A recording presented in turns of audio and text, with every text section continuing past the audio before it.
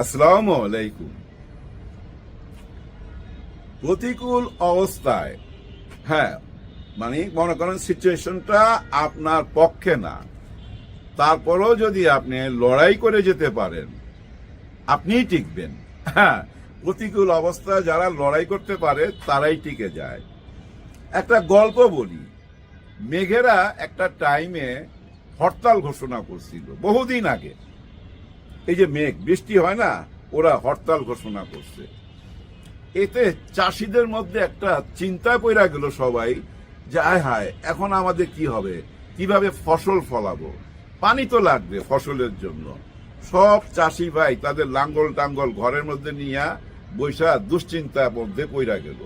কিন্তু একজন কৃষক, সে কোনো দুশ্চিন্তা না কইরা ও ডেইলি ওই হাল চাষ করত।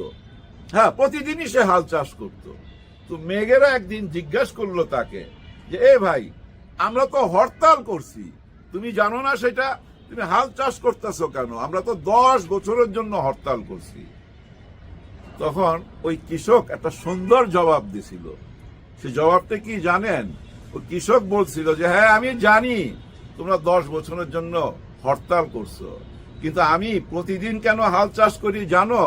যে 10 বছর যদি আমি হাল চাষ না করি, তাহলে তো আমি হাল চাষ করাই ভুলা যাব। ওই হাল চাষ করার অভ্যাসটা জারি রাখার জন্য আমি প্রতিদিন হাল চাষ করি। এই কথা শোনার পর মেঘেরা চিন্তায় পড়া গেল, আমরা যদি 10 বছর বৃষ্টি হইয়া না ঝরি, তাহলে তো আমরা ভুলেই যাবো কিভাবে বৃষ্টি হইয়া ঝরতে হয়। তাড়াতাড়ি তারা বৃষ্টি হইয়া ঝরা শুরু করলো ওই কৃষকের কথা শুই না। এবার বুঝতে পারছেন ব্যাপারটা কি দাঁড়াইলো? এই যে যেসব কৃষকরা ঘরের মধ্যে বৈশা ছিল, কোনো হাল চাষ করে নাই, তারাই কিন্তু বিপদে পড়লো। মোট কথা কি জানেন? বিপরীত অবস্থায়, মানে করেন সিচুয়েশনটা আপনার পক্ষেই না, তারপরও আপনি লড়াই করে যাচ্ছেন, তার মানে আপনি টিকে যাবেন। ওই কৃষক যেভাবে টিকে গেছে। কেন এই কথাগুলো বললাম জানেন? এই গত 16 বছর আমরা তো দেখছি একটা জিনিস, শিবির মানি রক কাটে, যেখানে শিবির সেখানেই ধরপাকড়, ওরা হচ্ছে গিয়া জঙ্গি, এটাই তো চলতেছিল। কিন্তু মেইন লড়াইটা কি হচ্ছিল জানেন? এসব বিশ্ববিদ্যালয়গুলোতে, হোস্টেলগুলোতে মেইন লড়াইটা ছিল আওয়ামী লীগ ভার্সেস, মানে ছাত্রলীগ ভার্সেস ছাত্র দল। এই লড়াইটা চলতেছিল। এই লড়াইয়ের মধ্যে ছাত্র শিবির কি করলো জানেন? ছাত্র লীগের সাথে মিশা গেল। হ্যাঁ, যে মিশা যায় না, ওই যে বলে না যে গুপ্ত গুপ্ত, ওই গুপ্ত ভাবে মিশা গেল লড়াই চালাইবার জন্য। হ্যাঁ, গোপনে লড়াই চালায়া যাবার জন্য ওই কৃষকের মতো ওরা লড়াই চালায়া যাচ্ছিল গোপনে, ওদের সঙ্গে মিশা। আর এদিকে ছাত্র দল দৌড়ের উপরে। তারপরে 5ই আগস্ট আসলো। 5ই আগস্ট আসার পর ওই যে ছাত্রলীগের যারা ওদের সঙ্গে মিশছিল, ওরাও তো এখন পালাইতেছে, লুকাইতেছে। কিন্তু লুকানোর পরও ওরা দেখতেছে, হায় হায়, আমার যে রুমমেট ছিল ওই তো ছিল শিবিরের লোক। তার মানে ওর আচরণ, ওর চলাফেরা এতদিন যা দেখলাম, কত ভদ্র মার্জিত। ও শিবিরের হয়েও আমার সঙ্গে কোনোদিন কোনো প্রতাপ দেখায় নাই। এবং এই 5ই আগস্টের পরও তার খোঁজ খবর নিছে টেলিফোন কইরা, যে ভাই ভয়ের কিছু নাই, ক্লাসে আসো, আমরা তো আছি। এইভাবে খোঁজ খবর নিছে। তার মানে এরাই ভালো। আমি বুঝাইতে পারছি? এই যে গোপনে লড়াই করে গেছে, যাদেরকে আপনারা গুপ্ত বলেন, ওরা বসা থাকে না, এই লড়াই চালায়া গেছে ওই কৃষকের মতো, যার জন্য আজকে এই বিজয়। 5টা বিশ্ববিদ্যালয় মোট বিজয় হইল। এর মানে কি জানেন? বাংলাদেশটাই তো বিজয় আমি মনে করি। কেন জানেন? এই যে আমাদের যেমন চোখ হাত পা নাক মুখ আছে না, মানুষ হিসাবে দেশেরও এমন চোখ হাত পা নাক মুখ থাকে তো ভাই, আছে না? যেমন ধরেন দেশের মাথাটা কোনটা? মাথাটা ধরেন এই সচিবালয়। ধরেন চোখ কোথায়? চোখ এই ক্যান্টনমেন্টে পাহারা দিচ্ছে। হ্যাঁ, ক্যান্টনমেন্টে পুলিশ। এবং এই যে আমাদের দেশের সাথে বহির্দেশের, বিদেশের যে সম্পর্ক, এই সম্পর্কগুলো কে করে? আমি যা করি, কোনো ভ্যানওয়ালা করে, রিক্সাওয়ালা করে? কারা করে? যারা এইসব বিশ্ববিদ্যালয় থেকে বের হয়ে আসে, তারাই এই দেশটা চালায় আসতেছে অতীত থেকে এখন, এখন থেকে আগামী একেবারে কিয়ামত পর্যন্ত এই শিক্ষিত লোকরাই তো দেশ চালাবে, তাই না? আর শিক্ষিত হইতে গেলে বিশ্ববিদ্যালয় পড়াশোনা করতে হয়। খুব যাতা কথা না, কিন্তু এটা একটা বিশ্ববিদ্যালয় পৌঁছানো একটা মা বাবার যে কতটা পরিশ্রম, কতটা ত্যাগ স্বীকার করতে হয়, যারা বিশ্ববিদ্যালয় পড়ে তারাই জানে। এখন আপনারা যারা বলতেছেন বিশ্ববিদ্যালয় পাশ করলে কি হবে, আমাদের এই যে জাতীয় নির্বাচনে এটার কোনো প্রভাব পড়বে না।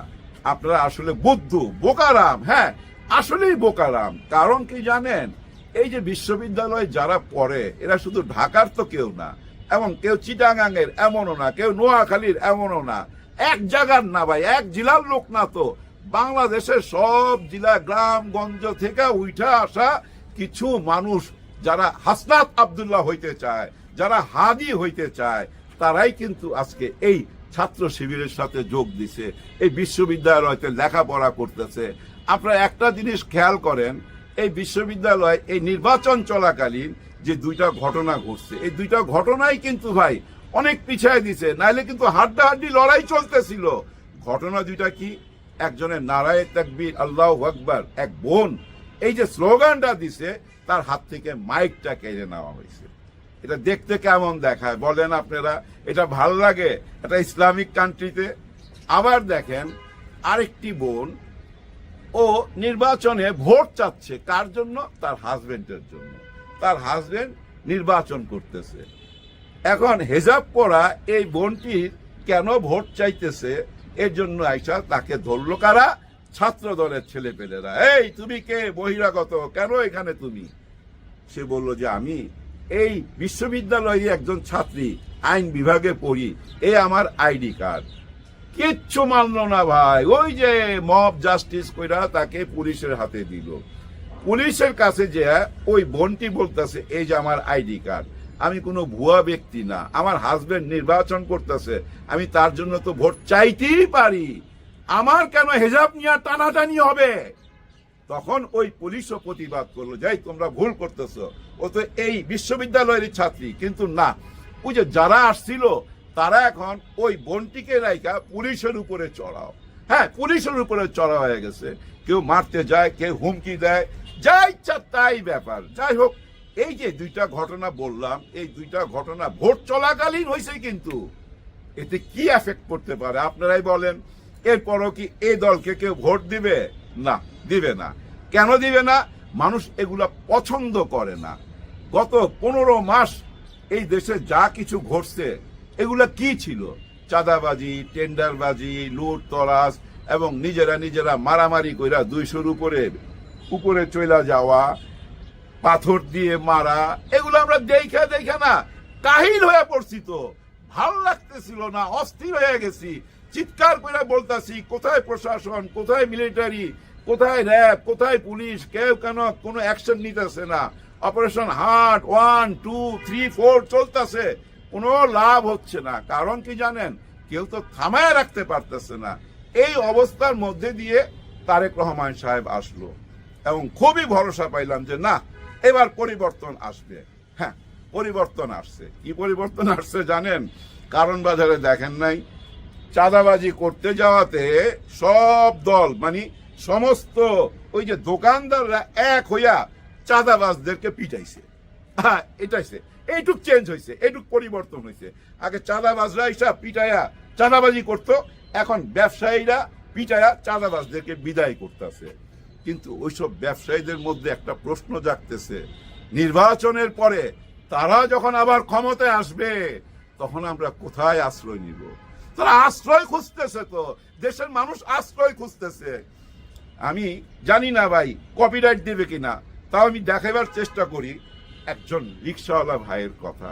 আজকে ছাত্র দলে প্রধান 2 জন উঠছে, আমি টাকো ভাড়া কো আমি 50 টাকা 30 টাকা ভাড়া কই কি কো ভাড়া তো নাই, ভাড়া দিবে না, তুই আমার চিরস, আমি তারেকের দল। এই রিস্কে আজকে আমাদের যে গাড়ির টাকা মেয়েরা গেল চাঁদাবাজরা, আমরা ওদেরকে ক্ষমতা দেখতে চাই না। এর জন্য তো আমার গুলি খাইতে হয়, আমি মরতে প্রস্তুত। আমি এতদিন করে রাজনীতি করতাম, কিন্তু আজকে এই ন্যাক্কারজনক ঘটনার পর থেকে আমি চাই বাংলাদেশের জনগণ জামাতের ক্ষমতা দেখতে চাই। এর জন্য আমি মরতে প্রস্তুত, আমি হাদি ভাইয়ের মতো হব। দেখছেন কি দাঁড়াইলো এখানে, যে পরিচয়টা কি? আমি তারেক জিয়ার লোক। আইডি কার্ডের মধ্যে লেখা থাকবে আমি তারেক জিয়ার লোক। এটা হইল? কিছু হইল? কিছুই হয় নাই। এই যে আমরা সবাই এই কিছুদিন তারেক রহমান সাহেব আসার পর একটা কথা আলোচনা করতেছি না, যে যে জয় শঙ্কর আসছে, আবার আমাদের গোয়েন্দার একজন যায় গোয়েন্দা চিফ ওনার সাথে গোপনে বা ওপেনে দেখা করে আসছে, অনেকেই যাচ্ছে, এর মধ্যে ব্যবসায়ীরাও চলে গেছে। কোন ব্যবসায়ী? ওই সেই একই ব্যবসায়ী, বেহায়া নির্লজ্জ সেই ব্যবসায়ীরা যারা বলছিল মানে কবিতা লেখছিল। কবিতা কি? প্রথমতে তুমি শেখ হাসিনা, দ্বিতীয়ত তুমি শেখ হাসিনা, দিল্লিতে তুমি শেখ হাসিনা, আর আমি গুলশানে। এই তো হয়ে গেছে কবিতা। এই যে যারা যারা দেখা করছে, এতে একটা চারিদিকে আলোচনা হচ্ছে। আলোচনাটা ভাই আবার জামাত ইসলাম থেকেও বলছে, আবার এনসিপি থেকেও বলছে, অনেকেই বলা বলি করতেছে।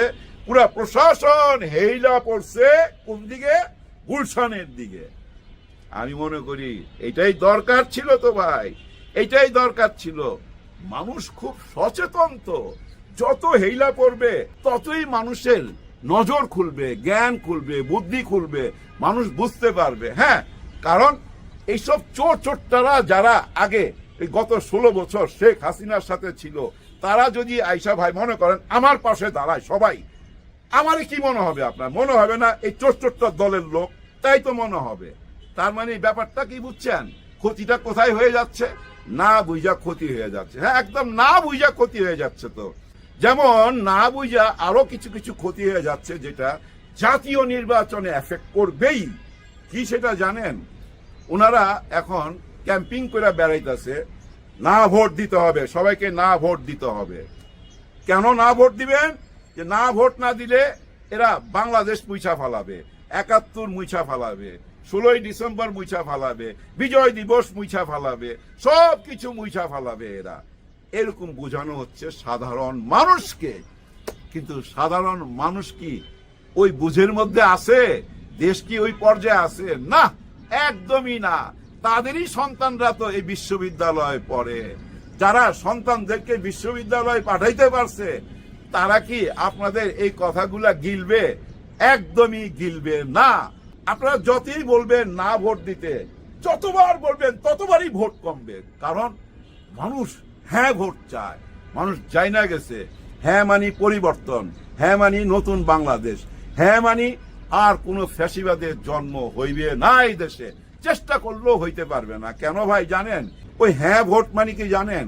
একজন প্রধানমন্ত্রী শুধু প্রধানমন্ত্রী, উনি দেশের প্রধানমন্ত্রী, উনি দলের আর প্রধান থাকতে পারবে না। জ্বালাটা কিন্তু ওইখানেই। আরো কি জানেন? এই যে আমাদের আর্মি বলেন, পুলিশ বলেন, র্যাব বলেন, প্রশাসন, সব কিছু প্রধানমন্ত্রীর হাতে। ওই ক্ষমতাও কায়রা নেওয়া হয়েছে। বেশ কিছু ক্ষমতা প্রেসিডেন্টকে দেওয়া হয়েছে। তার মানে কি জানেন? সিস্টেমটা এমন করা হয়েছে যে আপনি ইচ্ছা করলেই ইন্টারনেট বন্ধ কইরা দিয়া হত্যাকাণ্ড চালাইতে পারবেন না। আপনি ইচ্ছা করলেই মাঝ রাইতে সমস্ত লাইট অফ করে দিয়া, সমস্ত চ্যানেল বন্ধ কইরা দিয়া শাপলা হত্যাকাণ্ড চালাইতে পারবেন না। আপনি ইচ্ছা করলেই বলতে পারবেন না এই আমাদের আর্মি যাইতে পারবা না বিডিআরে, ওরা যা ইচ্ছা তাই করা, নিজেরা গোলাগুলি করে মইরা যাক, তোমরা কেউ যাবা না। ওই যে আর্মিরা অপেক্ষা করতেছিল, র্যাব অপেক্ষা করতেছিল বিডিআরের ভিতরে ঢোকার জন্য, কিন্তু প্রধানমন্ত্রীর আদেশ পাচ্ছিল না। ওই ক্ষমতাটাও কাইটা নিয়ে গেছে, ওই ক্ষমতার ডানা কাইটা দিছে। তো যার জন্য না ভোটের পক্ষে ওনারা ক্যাম্পিং করতেছে। কারণ হ্যাঁ ভোট দিলে তো আর কোনো রাক্ষসের জন্ম হবে না, আর কোনো লুটেরার জন্ম হবে না। আর ওই যে দেখছেন যারা আইসা ছবি তুলতে আইছিল না, যারা পাশে দাঁড়ায়া, তারাও আর যায় কোনো কাজ করতে পারবে না। আমাদের এই দেশের ধনীরা, এই ধনীরা ভাই হচ্ছে ধান্দাবাজ।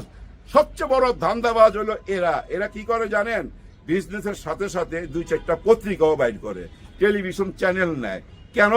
নিজেদের গুণ গাইবার জন্য। আর যে সরকারের কাছ থেকে মদত নিবে সেই সরকারের গুণ গাইবার জন্য। এইভাবে এরা বয়ান তৈরি কইরা সরকার টিকায় রাখে। আর তারা যায় যখন দাঁড়াবে, গুলশানে যখন দাঁড়াবে, তখন বাংলার জনগণ কি মনে করবে? 5ই আগস্টের আগের জনগণ আর 5ই আগস্টের পরের জনগণ কেমন? এই 5টা বিশ্ববিদ্যালয় নির্বাচন দিয়া কি আপনারা বুঝতে পারতেছেন না? না বুঝলে না বুঝার ভান করেই থাকেন। দেখেন না, এই আর মাত্র কয়দিন, আর 1 মাস 5 দিন বা 6 দিন, তারপরই তো ফলাফল দেখবেন। হ্যাঁ, তারপরে ফলাফল দেখবেন। মানুষের অভিশাপ, অনেক অভিশাপের পাহাড় জমা গেছে তো। কারণ ওই রিক্সাওয়ালার কথা থেকে আপনারা বুঝেন নাই কিভাবে চিৎকার করতেছিল, কিভাবে হাহাকার করতেছিল এবং কি বলতেছিল, দোয়া করতেছিল কার জন্য? জামাতে ইসলামের জন্য। কারণ জামাত ইসলাম অন্তত এইটুক বুঝাইতে পারছে গত 15 মাসে যে আমরা জুলুমবাজ না। ওনারা কোথাও জুলুম করে নাই, কোনো জালিয়াতি করে নাই, কার উপরে অত্যাচার করে নাই, কারো কাছে চাঁদা চায় নাই, কারো কাছ থেকে কোনো জমি দখল করে নাই। এগুলা মানুষ দেখছে তো। এগুলা মানুষ দেখা মানুষ একটা সিদ্ধান্ত নিয়ে নিছে। এই যে কিছু লোক জরিপ করতেছে না, জরিপে বলতেছে 77% পাওয়া যাবে অমুক, আর 15-17% পাবে এমুক। তারপরেই যে এই নির্বাচনটা হইল জকসুর। ফলাফল কি? এই জরিপওয়ালারা যদি যায় এই বিশ্ববিদ্যালয়ে জরিপ করতো, ফলাফল কি হইতো? কিন্তু ওইখানে যায় নাই। গেছে কোথায় জানেন? ওই যে গোপালগঞ্জে গিয়া জিজ্ঞাসা করছে। আমার মনে হয় যদ্দূর গোপালগঞ্জ থেকেই এই জরিপ করে নিয়ে আসছে। আমাদের এই চ্যানেলগুলোতে দেখবেন কিছু বিশেষজ্ঞ এই জরিপ টরিপ নিয়ে খুব বেশি মাথায় ঘামায়। কিন্তু আমি বিদায়ের আগে তারেক রহমান সাহেবের কাছে বলবো, দেখেন আপনার বাবা নাই, মা নাই, আপনার ভাই নাই, পৃথিবীতে আপনি একা। মা যখন বেঁচে থাকে মার ছায়া থাকে, এবং মার ছায়ার কারণে অনেক আপদ বিপদ অটোমেটিক কাইটা যায় ভাই। মা যখন বাইচা থাকে মা তখন তার সন্তানের জন্য ভাই সারাক্ষণ দোয়া করতে থাকে, আর ওই দোয়ার কারণে উনি বাইচা থাকে আপদ বিপদ থেকে। আজকে আপনার মা নাই, কেউ নাই, আপনি একা। তাই আপনি খুব বুদ্ধি কইরা কারেক্ট জায়গায় পৌঁছান। আপনি একটু ভাবতে চেষ্টা করেন যে দেশের মানুষ কি চায়, আপনার আশেপাশের মানুষরা যারা আছে ওরা কি চায়, এটা আপনি কানে নিয়েন না প্লিজ। আপনি ওইটা কানে নিয়েন না। দেশের মানুষ কি চায় সেটা ভাবেন। দেখেন আপনারা যদি বলেন না ভোটের কথা, আপনি বলেন নাই, আপনার দলের লোকজন বলতেছে, তার মানে কেন্দ্র থেকে ইশারা আছে যে তোমরা না ভোট দাও। না ভোট দেওয়া মানে কি জানেন? আপনারা আবার চাইতেছেন শেখ হাসিনার মতো কোন স্বৈরা শাসক এই দেশের জন্ম হোক। এই ব্যাপারটা জনগণ বুঝলে আপনি বুঝবেন না কেন? আই হ্যাভ এ প্ল্যানের মধ্যে আপনি অবশ্যই নিয়ে আসবেন হ্যাঁ ভোট। হ্যাঁ ভোটটা যদি নিয়ে আসেন দেখবেন রাতারাতি সবকিছু বদলে যেতে পারে।